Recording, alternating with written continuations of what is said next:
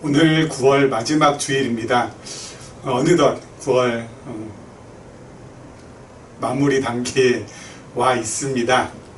시간은 기다려주지 않고 계속해서 흐르고, 그 시간의 흐름 속에 우리들은 그냥 그 흐름에 그냥 캐세라세라 하면서 내 삶을 맡길 것이 아니라, 하나님께서 우리에게 선물로 주신 믿음을 잘 간직하고, 그리고 또 그 믿음의 중심을 잘 잡고 그렇게 하루하루를 보내야 하지 않을까라는 생각을 하게 됩니다.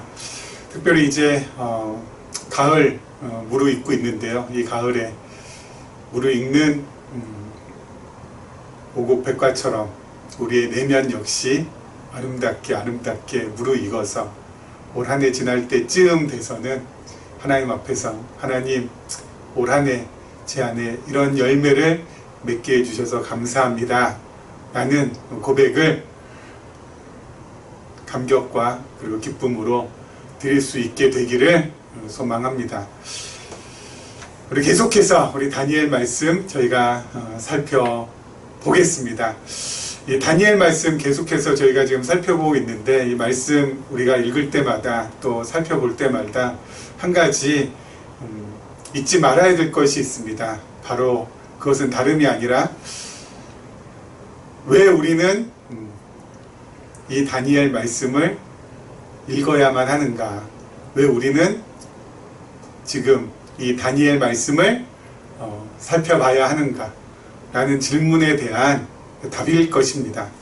이 질문에 대한 답, 어떤 사람은요 이렇게 답할 수도 있을 것입니다. 다니엘은 하나님의 말씀이고, 하나님의 말씀은 그냥 우리가 읽어야 하는 거기 때문에 다니엘 말씀 읽어야 되는 거 아니겠습니까? 이렇게 답을 하시는 분도 있을 것이고, 그리고 또 뭐 그냥 당연히 그냥 다니엘 말씀 읽어야 되는 거 아니겠습니까? 하나님의 말씀인데 안 읽고 어떻게 우리가 견뎌내겠습니까? 뭐 교회에서 계속 읽으라고 하고, 목사님도 읽으라고 하고 하니까 그냥 읽는 거 아니겠습니까? 이렇게 답하시는 분도 뭐 아까 한 거하고 좀 비슷한 거예요.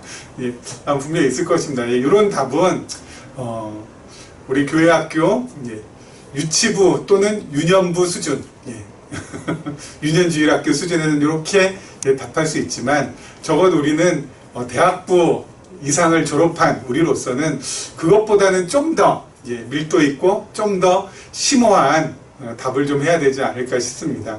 그럼 우리가 지금 이렇게 매 주일마다 모여서 다니엘 말씀을, 그것도 이제 한 절 한 절 읽으면서 이렇게 저희가 지금 공부하고 있고 살펴나가고 있는데요. 우리가 다니엘 말씀을 이렇게 읽고 있는 이유는 한 세 가지 정도로 요약할 수 있을 것 같습니다. 첫째는요, 다니엘 말씀을 읽는 가장 큰 이유 중 첫 번째는 다니엘 말씀을 통해서 하나님의 사역을 우리가 확인받아야 되기 때문에 그렇습니다. 하나님께서는 어떤 일 하시는지, 하나님께서 행하시는 일은 어떤 일인지, 이것을 우리가 확인받아야 된다는 거죠. 왜요? 하나님께서 하시는 일에 대해서 우리가 확인을 받게 되면은, 하나님의 행하시는 일에 대해서 우리가 확인이 되면은 어떻습니까? 제일 중요한 거, 하나님이 하시는 일에 대해서 우리가 확인받으면은 지금 현재 내 삶의 위치, 그리고 현재 내 삶에 대한 부분이 해석될 수가 있다라는 것이죠. 하나님께서 어떤 일을 하시는가, 이걸 갖다가 우리가 확인받으면 지금 내가 어디에 있고, 그리고 그 어디에 있는 그 점이, 어디에 있는 그것이 어때요? 그것이 해석될 수 있다고요. 있는 것에 대해서 우리가 해석할 수 있으니까. 그래서 하나님의 사역에 대해서 우리가 확실히 알 수 있어야 되기 때문에, 알아야 되기 때문에, 하나님의 사역에 대해서 우리가 알아야 되기 때문에, 여러분 하나님의 사역에 대해서 우리가 알게 되면은, 말씀드렸잖아요. 내가 지금 어디에 있는지, 내가 지금 점점 어려운 상황 속으로 지금 들어가고 있는 중인지, 그리고 지금 현재 완전히 최악의 환경 속에 지금 있는 건지, 아니면 지금 점점 여기에서 벗어나고 있는 건지, 지금 나의 있는 위치에 대해서 확인받을 수가 있어요. 하나님께서 하시는 일을 우리가 말씀을 통해서 확인받으면 내 위치가 지금 어디 있는지를 우리가 알 수 있고, 이 위치에 있다면은 이 위치에 대해서도 우리가 해석이 가능하죠. 아, 난 지금 더 들어가야 되는구나. 아, 난 지금 완전히 이 밑바닥까지 왔구나. 아, 나는 지금 올라가고 있는 중이구나. 요 어디에 있든지 간에 어때요? 내 삶이 해석이 되고, 그 해석에 대한 결과는 하나님이죠. 하나님께서 여기에 있든 어때요? 나를 꼭 붙들고 계신다. 나를 안전하게 돌봐주고 계신다. 그것 때문에 내가 어떻게 돼요? 이제 해석된 삶을 통하여서 다시 한번 내 위치를 바로 잡고, 그리고 흔들리지 않고 저벅저벅 나갈 수가 있게 되기 때문에 그렇습니다. 그리고 두 번째는 다니엘을 갖다 우리가 보는 이유는 다니엘을 통하여서 그리스도의 예표, 그리고 그리스도의 모형을 우리가 확인받기 위함입니다. 첫째는 하나님께서 어떻게 일하시는지, 두 번째는 다니엘을 통하여서 그리스도가 어떻게 드러나는지, 다니엘 말씀을 통하여서 장차 오실, 그 다니엘 당시에 장차 오실 메시아가 어떻게 예표되고 어떻게 모형적으로 그려지는지를 우리가 확인받기 위함입니다. 그렇죠? 하나님, 성부 하나님과 성자 하나님을 우리가 확인받기 위함. 그래서 마지막 세 번째는 성부 하나님과 성자 하나님 우리가 확인받으면 확인받을수록 어떻게 된다고요? 우리의 그 알미 또는 깨달음이 어떻게 됩니까? 깊어지죠. 그렇죠? 암과 하나님을 아는 것이, 하나님을 깨닫는 것이 우리가 깊어지면 깊어질수록 우리의 믿음은 어때요? 자랄 것이며, 우리 안에 평안은 찾아올 것이며, 그 평안이 우리의 삶을 어떻게 만들어줘요? 그 평안이 우리의 삶을 심플 앤 이지, 삶을 복잡하게 살아가는 게 아니라 단순하고 어렵게 살아가는 것이 아니라 쉽게 살아가게 만들어줘요. 그래서 우리가 다니엘을 읽는 겁니다. 여러분, 코로나 지금 시대로 인하여서 우리가 지금 현실적으로도 얼마나 팍팍합니까? 그리고 영적으로도 얼마나 또 혼란스럽습니까? 그런데 그 현실적으로 팍팍한 것도 어때요? 심플한 이지로 다 헤쳐나갈 수가 있어요. 코로나19로 인해서 앞으로 어떻게 될 것인가 뭐 어쩌고저쩌고 막 그렇게 하지만, 여러분, 우리는 단순해요. 코로나19 이후에도 하나님은 우리와 함께 하실 것이며, 코로나19 이후에도 하나님께서 나를 붙든 그 손은 결코 놓지 않으실 것이며, 코로나19 이후에도 그 하나님과 우리는 동행할 것이라는 거. 여러분, 그거죠. 그게 바로 뭐예요? 그것 때문에 우리가 복잡하고 막 그냥 어렵고 막 이렇게 막 스트레스 받으면서 살아가는 것이잖아요. 심플 앤 이지, 단순하고 쉽게 살아갈 수가 있어요.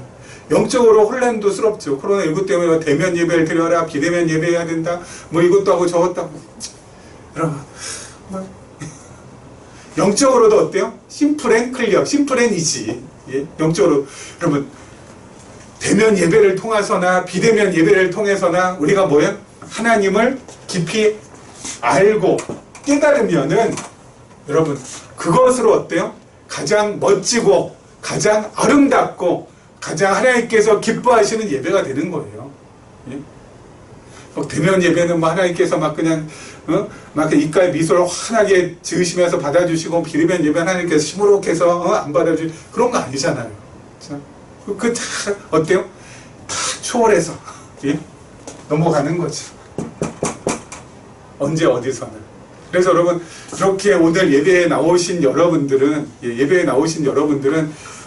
나와서 어때요? 하나님을 더 깊이 알고 예수 그리스도를 더 깊이 깨닫고, 예배에 참석하지 못하고 지금 영상으로 지금 이 말씀을 시청하시는 분들도 마찬가지로 하나님을 더욱더 알아가시고 그리스도를 더욱더 알아가신다면은, 여러분, 그것으로 뭐예요? 최고인 거예요. 그것으로 최고인 거예요. 뭐 대면으로 하든 비대면으로 하든. 하지만 아쉬운 것은 뭐예요?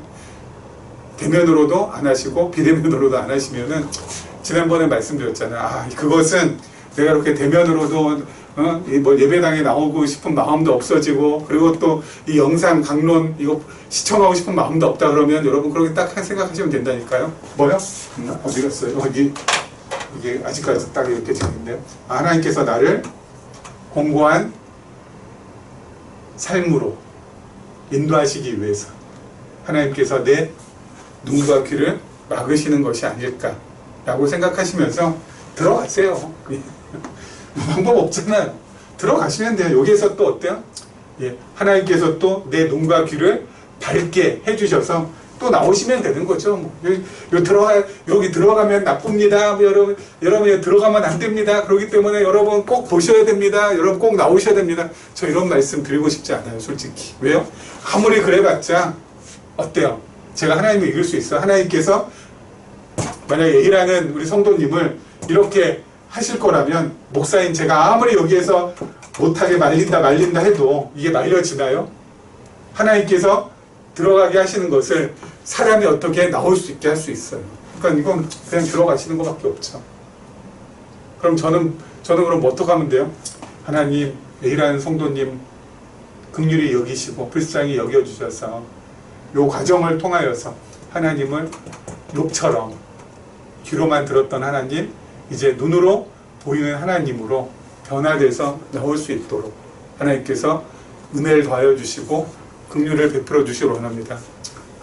라고 하면서 기도하는 것 외에는 제가 할 수 있는 건 없죠. 못 가게 말린다? 가게 한다? 그거 사람의 힘으로 안 되는 거잖아요. 그렇죠? 아니, 내 마음, 나도 어떻게 해야 될지, 어떻게 다스려야 될지 정답이 없는데 제가 어떻게, 제가 아닌 다른 분 마음을 이렇게 휘어잡고 저렇게 휘어잡을 수가 있겠습니까? 아무튼 그렇다는 거. 뭐 하다가 여기까지 왔죠? 우리가 다니엘을 왜 읽어야 되는지, 바로 요것 때문에 읽어야 된다라는 거, 여러분들 꼭 잊지 마시고 다니엘 말씀을 봐주시면 감사하겠습니다. 자, 우리 오늘 다니엘 말씀 한번 보도록 하겠습니다. 자, 24절부터 5장 24절부터 마지막 절 말씀까지입니다. 24절부터 마지막 절 말씀까지 보겠습니다. 이러므로 그의 앞에서 이 손가락이 나와서 이 글을 기록하였나이다. 기록된 글자는 이것이니 곧 메네메네 데겔 우바르시니라. 그 글을 해석하건대 메네는 하나님이 이미 왕의 나라의 시대를 세워서 그것을 끝나게 하셨다며, 데겔은 왕을 저울에 달아보니 부족함이 보였다며, 베레스는 왕의 나라가 나뉘어서 메대와 바사 사람에게 준바되었다 함이니이다 하니, 이에 벨사살이 명하여 그들이 다니엘에게 자주색 옷을 입히게 하며 금사슬을 그의 목에 걸어주고 그를 위하여 조서를 내려 나라의 셋째 통치자로 삼으니라. 그날 밤에 갈대아 왕 벨사살이 죽임을 당하였고 메대 사람 다리오가 나라를 얻었는데 그때에 다리오는 62세였더라. 자, 이 벨사살 왕이 잔치를 베풀었다고 했습니다. 귀족 1000명을 막 모아가지고 예루살렘 성전에서 가져온 금그릇, 은그릇 가져다가 거기에서 부어라, 마셔라, 먹자, 흥겹게 놀자 막 했습니다. 근데 그때 손가락들이 나타나가지고 글자를 적었습니다. 근데 그 글자를 갖다가 바벨론에서 난다긴다 하는 책사들, 술객들 다 동원했는데 깜깜이에요. 해석하지 못합니다. 근데 그때 왕비가 다니엘을 추천해서 다니엘이 와가지고 이제 이 글자를 갖다 해석합니다. 그 뜻이 바로 뭐라고요? 그 글자 내용이 메네메네 데겔 우바르시. 메네는 세워보다라는 뜻이고요. 데겔은 바라보다. 우는 그리고라는 접속사고, 바르신 또는 여기에 나와 있는 대로 베레스는 바로 나누다라는 뜻입니다. 왕을 그대로예요. 뭐라고요? 왕의 나라의 시대를 하나님께서 세워봤더니 그것을 끝나게 하셨다. 그리고 왕을 저울에 한번 달아봤더니 어때요? 부족함이 보였다. 그리고 베레스는 왕의 나라가 나뉘어서 메대와 바사 사람들에게 준바되었다라는 뜻을. 다시 말씀드려서 뭡니까? 벨사살 왕 끝! 딱 한 글자. 벨사살 끝이라는 거죠. 벨사살 끝. 자, 여러분, 일반 역사가들은 바벨론 제국이 멸망한 이유를 갖다가 수도 없이 많이 그 이유를 갖다가 될 겁니다. 그렇죠? 그 이유를 갖다가 거론할 거예요. 그래서 왕이 무능해서 또 관리들이 부패해서 지도층이 부패해서 그렇게 해서 결국은 망하게 되었다는 등 해가지고 여러 가지 이유를 대겠지만 여러분 그것은 전부 다 뭐예요? 표면적인 이유밖에 안 돼요. 근본적이고 근원적이고 궁극적인 이유는 다른 데 있습니다. 성경은 바로 그것을 말해요. 여러분 일반 세상의 역사가들은 그냥 드러난 표면적인 이유만을 가지고 씨름하지만 성경은 뭐예요? 그 표면에 드러난 것, 여러분 그것 이면에 그 밑에 자리 잡고 있는 궁극적이고 근원적이고 그리고 근본적인 이유를 말씀하고 있습니다. 표면적인 이유는 누구나 다 하는 거야. 관리들이 부패하고 그리고 왕도 좀 무능하고 그냥 잔치나 하고 있고 그날 밤에 저기 뭡니까 이 메데 바사의 다리오가 쳐들어오고 있는지도 모르고 그냥 부어라 마셔라 하고 있으니 얼마나 지금 어때요? 이 정세에 대해서 눈이 멀어 있어요. 그렇지 않아요? 그러니까 이렇게 당하는 거 아니겠습니까? 그래서 이걸 두고 이제 여러 말들 많이 하겠지만은 성경은 그게 아니라고. 성경은 뭐야? 첫째라고 하면 좀 그렇고 그래요. 첫째. 성경은 바벨론이 멸망한 이유. 하나님의 언약 때문에 그래요. 그 언약, 첫 번째 언약은 언제부터 시작돼요? 모세부터. 모세에게 하나님께서 언약하셨거든요. 뭐라고 언약하셨어요? 모세에게 뭐라고 언약하셨어요? 이스라엘 백성들이 가나안 땅 들어가면은 배부르고 등 따뜻하면은 다 나를 떠나서 이방신 섬길 거다. 그렇게 이방신 섬기게 되면 그렇게 이방신 섬기게 되면 내가 이것들이라고 했잖아요. 이 이스라엘 백성들 내가 다 흩어버릴 것이다. 전부 다 흩어버릴 것이다. 몽창 다 그냥 이방 땅으로 다 흩어버릴 것이다. 하지만 흩어버리는 것이 끝이 아니라 뭐야? 다시 모을 것이다. 그들이 하늘가에 있어도 하늘가 하늘 아래 가장 먼 곳에 있을지라도 하늘 아래 가장 먼 곳에 있을지라도 내가 전부 다 어때요? 끌어모을 것이다. 다시 모을 거라는 거. 하나님께서 모세를 통해서 약속을 하셨어요. 그리고 예레미야를 통해서 또 무슨 약속을 하셨어요? 예레미야 선지자를 통하여서 또 약속하신 게 있어요. 뭐요? 그렇게 흩어질 것인데 그렇게 흩어져 버리는 포로로 붙잡혀가는 그 기한이 정해져 있는데 몇 년이라? 70년이다. 70년 동안 이스라엘 백성들 이방 땅에서 포로로 잡혀갈 것이다. 갈대아 사람들에게, 바벨론 사람들에게. 그리고 세 번째로 이사야 선지자. 이사야 선지자에게 하나님께서 또 약속하셨어요. 뭐라고요? 바사왕 고레스 원년에 고레스로 하여금 이스라엘 백성들이 다시 예루살렘으로 다시 고향으로 돌아가게 할 것이라고. 하나님께서 이렇게 약속을 딱 해놓으셨거든요. 그렇기 때문에 여러분 바벨론이 한번 역사를 보죠. 바벨론 사람들이요 605년 BC 605년 주전 605년에 이스라엘 백성들을 다니엘 비롯해서 1차 포로로 붙들어 갑니다. 1차 포로로 붙들어 가고 그 다음에 539년에 이때 그때요 지금 5장 마지막 이 539년에 바벨론이 멸망당합니다. 바벨론이 멸망당하는 가장 큰 이유는 뭐예요? 점점 좀 어때요? 605년에 첫 포로로 지금 잡혀가가지고 바벨론이 539년에 망해요. 이 539년에 망하는 가장 큰 이유는 말씀드렸죠. 예레미야가 몇 년? 70년. 만약에 바벨론이 망하고 나서 바벨론이 망하지 않고 계속 지속된다면은 요 70년 요 포로 생활 하나님께서 약속하신 요 기한이 넘어갈 수도 있어요. 근데 539년에 망합니다. 그리고 나서 지금 아까 얘기한 메대가 지금 들어섰죠. 메대가 들어서고 요 메대가 또 길게 들어서면 안 돼요. 왜요? 이사야 선지자가 고레스 왕을 갖다가 하나님께서 세우신다고 그러는데 이 고레스 왕은 바사 왕이에요. 바사는 페르시아 왕입니다. 메대가 먼저 이제 집권을 하죠. 메대 제국이 먼저 들어섰는데 메대 제국은 몇 년까지밖에 못해요? 536년. 536년. 요거 그러니까 메대 제국은 한 3년 있다가 끝나는 것 같아요. 고레스 왕이 페르시아의 고레스 왕이 메대 제국을 딱 합병하거든요.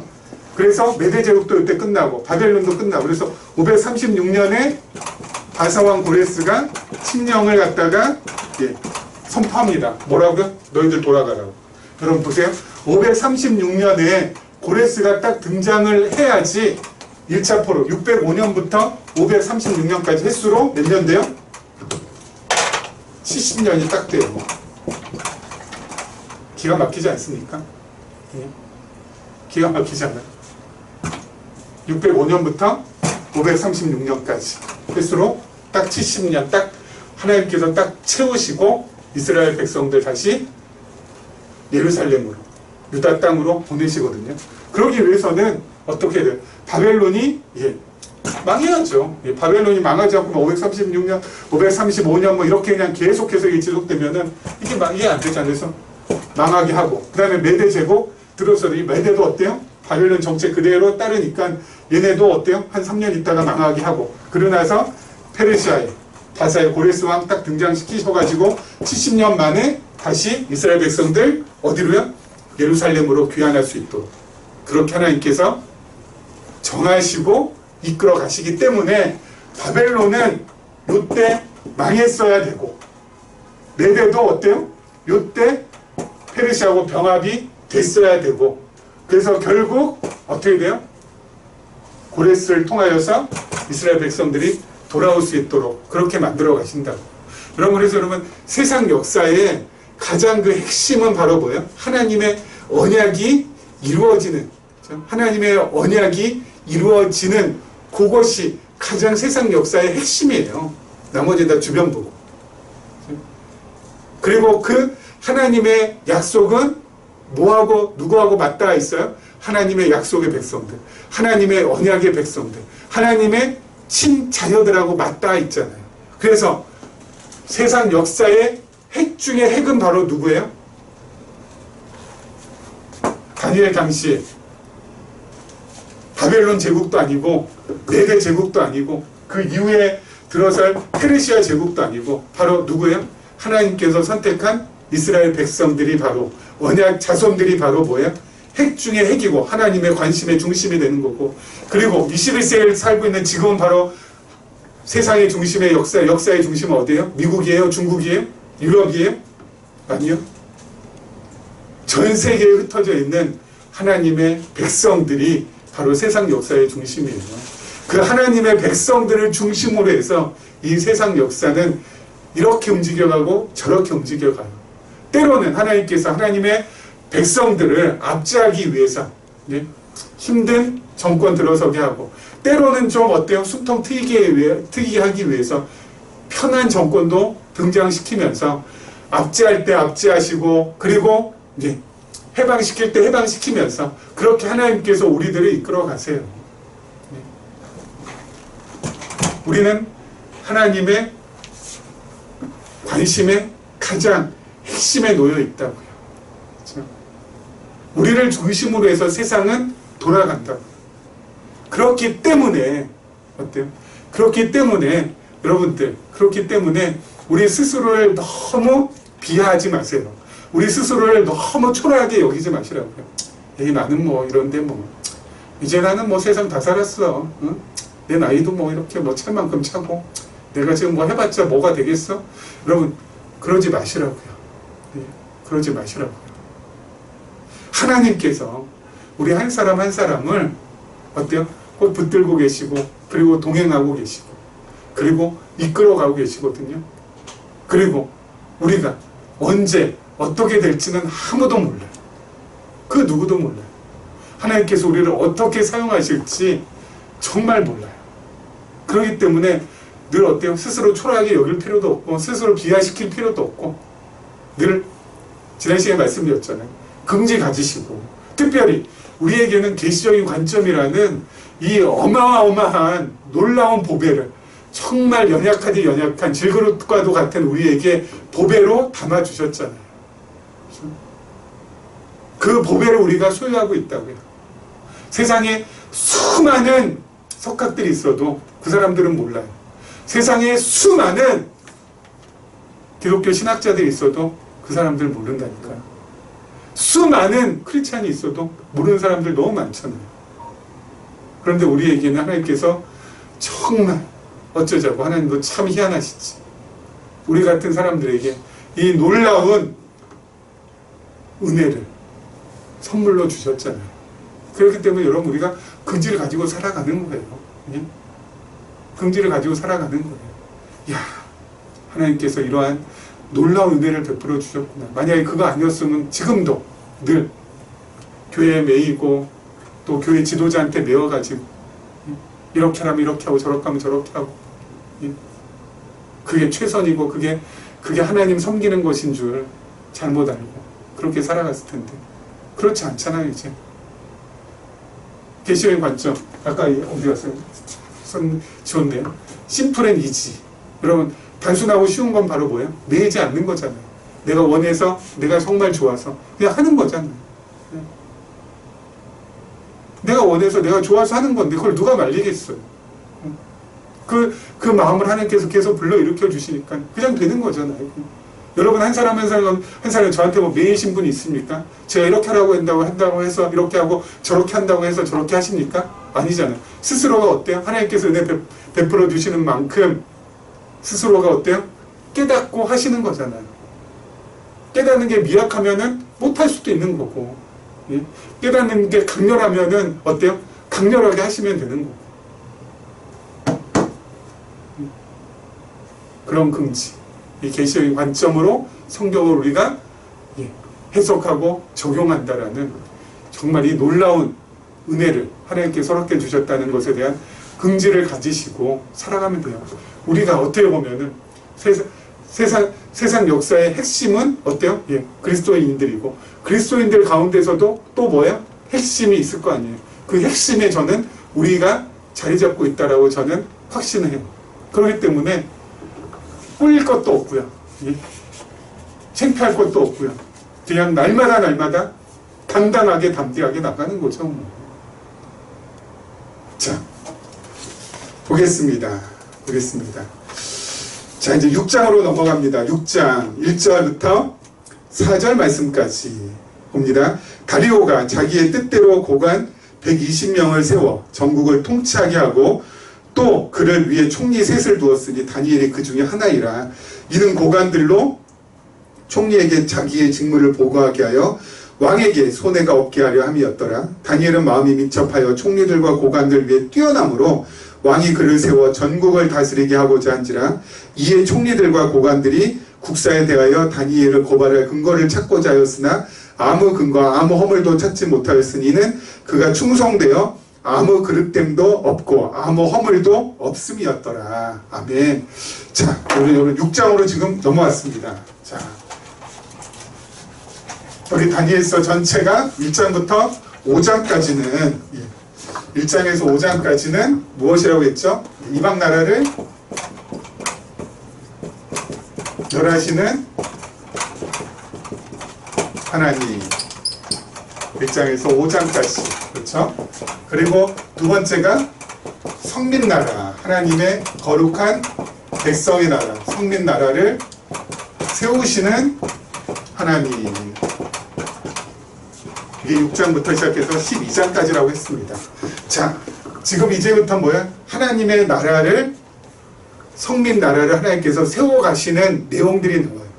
근데 첫 번째로 성민나라의 확증과 시기, 이 성민나라의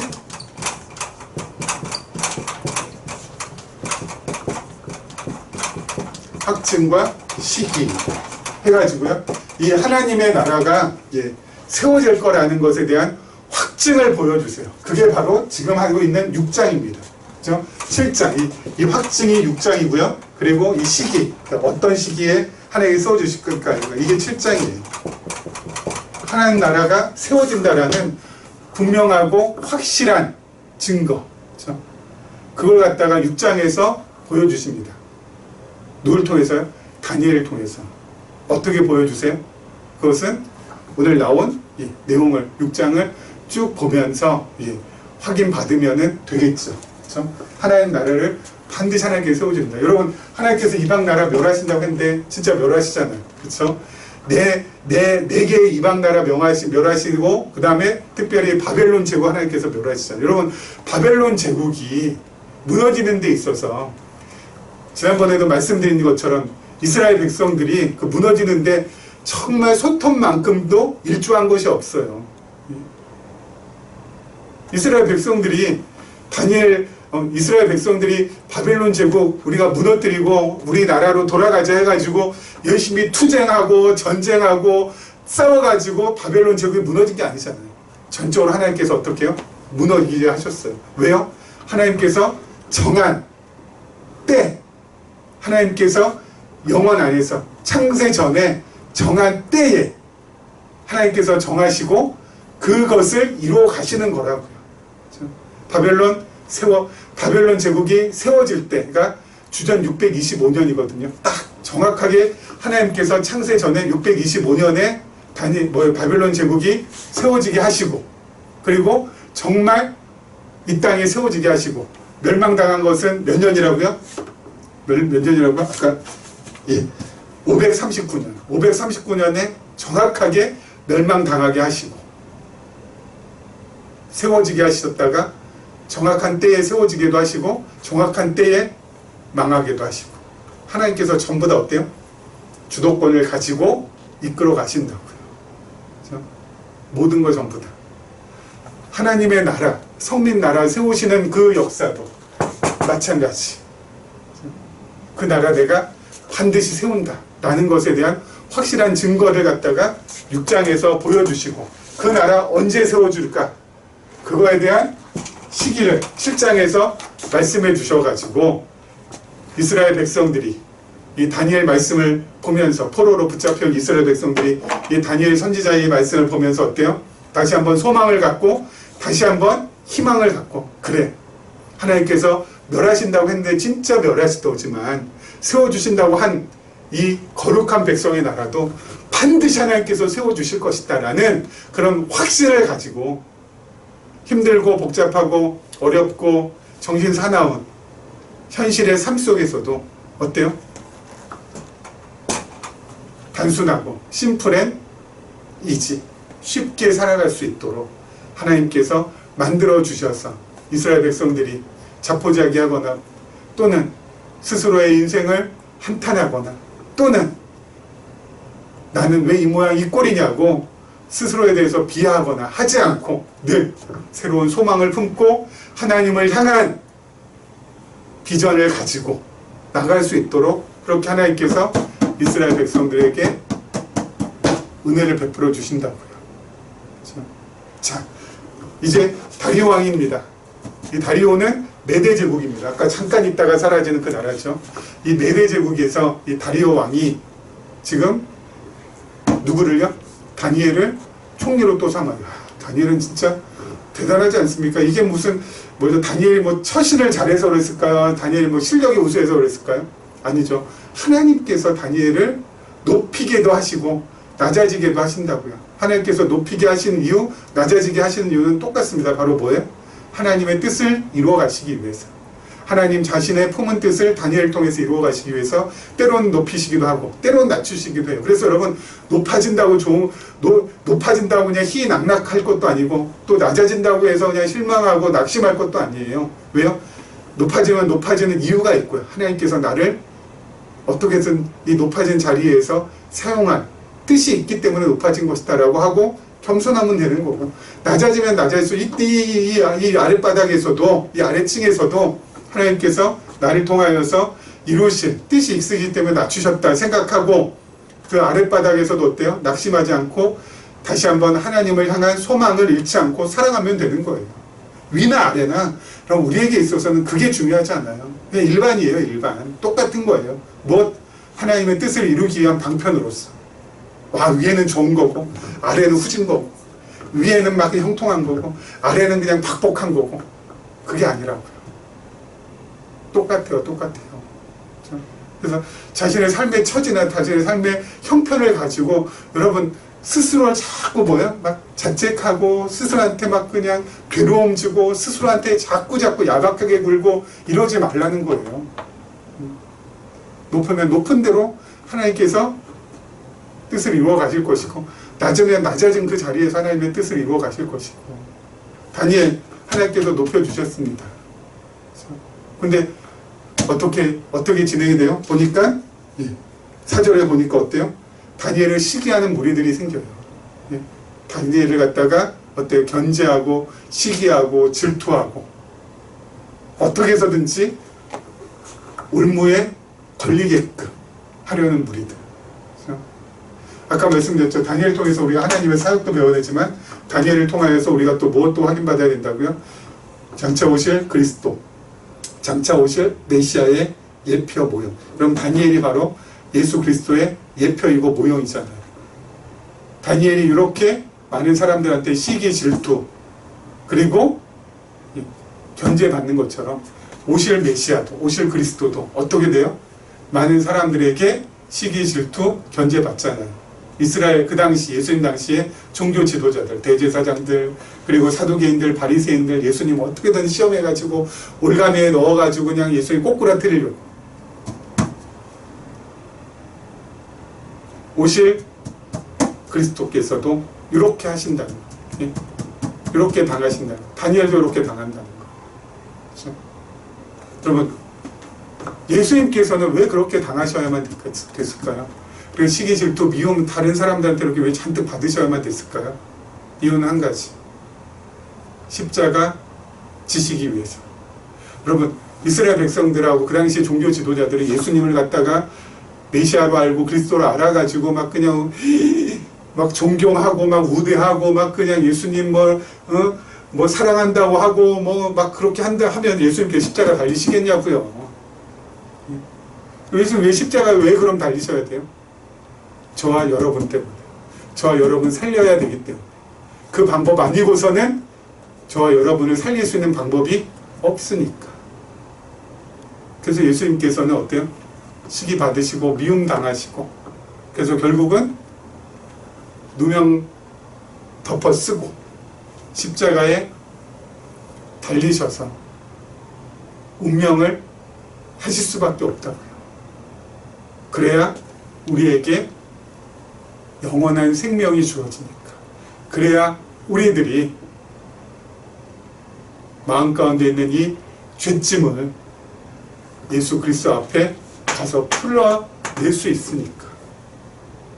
그래서 미움, 시기, 질투 다 온갖 조롱, 모욕, 멸시 다 받으신 거라고요.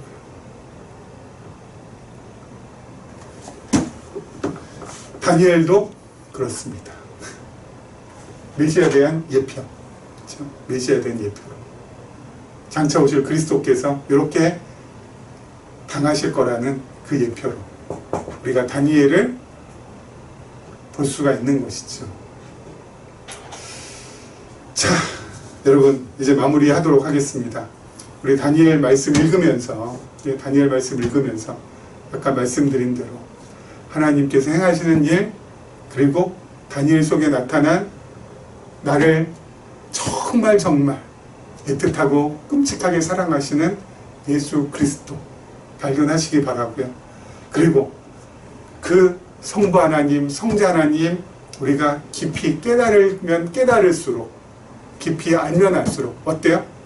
우리의 믿음은 커지고 우리 마음은 편해지고, 그리고 우리의 삶은 심플 앤 이지, 단순하고 편한 삶으로 바뀌어갈 것이기 때문에 여러분들 이 깊어지는 가을에 말씀 제가 이렇게 부탁드린다고 이 부탁 들어주실 것 같지는 않지만은 그래도